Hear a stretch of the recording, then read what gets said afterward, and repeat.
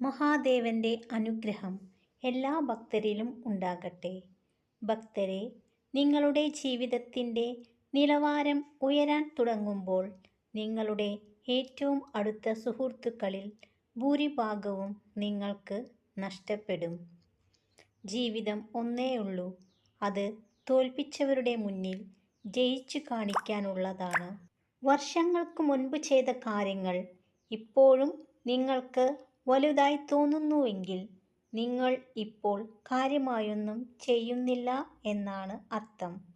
ജീവിതം ഒരിക്കലും സാഹചര്യങ്ങളാൽ ദുരിതപൂർണമാകണമെന്നില്ല. നിഷ്ക്രിയത്വവും ലക്ഷ്യമില്ലായ്മയുമാണ് പ്രയാസങ്ങൾ ഉണ്ടാക്കുന്നത്. എല്ലാ കാര്യങ്ങളിലും എല്ലാവരെയും തൃപ്തിപ്പെടുത്തി ജീവിക്കാൻ സാധ്യമല്ല. അതിനാൽ നിങ്ങളുടെ മനസ്സാക്ഷിക്ക് ശരിയെന്ന് തോന്നുന്നത് ചെയ്യുക. അഹങ്കാരവും അഹംഭാവവുമുള്ള മനുഷ്യർ ഒരിക്കലും മറ്റുള്ളവരുടെ കഴിവിനെ അംഗീകരിച്ചു കൊടുക്കില്ല.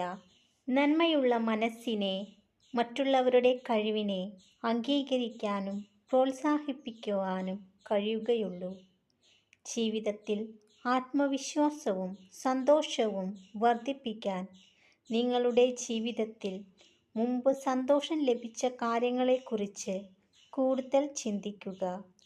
നിങ്ങൾ മറ്റൊരാളുടെ പ്രേരണയാൽ നിങ്ങൾക്ക് യോജിക്കാൻ ചെയ്യാത്ത ഒരു കാര്യവും ചെയ്യരുത്. ഞാൻ അത് ചെയ്യില്ല എന്നു തന്നെ ഉറപ്പിച്ച് പറയാൻ മനസ്സിനെ ബലപ്പെടുത്തണം. ഭക്തരെ, ജീവിതത്തിൽ നിങ്ങൾ 2 നിയമങ്ങൾ പാലിക്കേണ്ടതുണ്ട്. 1. ആരോടും എല്ലാ കാര്യങ്ങളും പറയരുത്. 2. ആദ്യം പറഞ്ഞത് ഒരിക്കലും മറക്കരുത്. പരാജയങ്ങൾ ഏറ്റുവാങ്ങിയ ജീവിതം ഒന്നും ചെയ്യാതെ ചിലവഴിച്ച ജീവിതത്തേക്കാൾ പ്രയോജനകരവും മൂല്യമേറിയതുമാകുന്നു. ഓരോ മനുഷ്യരും അവരുടേതായ വിലയുണ്ട്.